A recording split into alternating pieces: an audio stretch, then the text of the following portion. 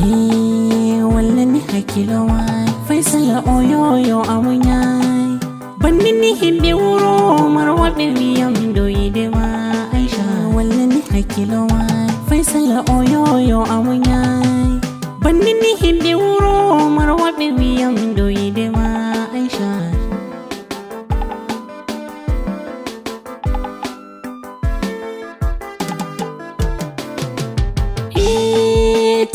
yo hedito war inya hata kutaralla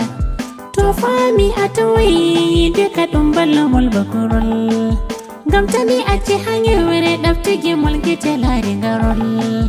hatun afa matai de don leki mai kiki sotore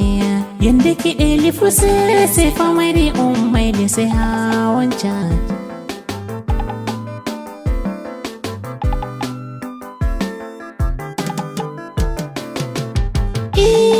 faya ajaman jama'a je jomo monyalye atakoni bawo himbe wuro marwa be STM moni be dofti yama just touristic ministry motawai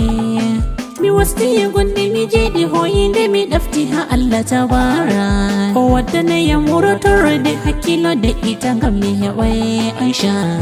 assalamu alaikum bandiraɓe am yiɗiɗiraɓe heɗitoɓe gimɗiyam be ɗemgal fulfulde taskite fiɗɗe noppimon on heɗitan ɓawo ɓangal Aisha ko sali haggimol guitalare garol ha album o am kesa nga tammi wurtugo inchallah wawa juldere ha ɗindaga guitalare garol min mo moɗon Faisal Oyoyo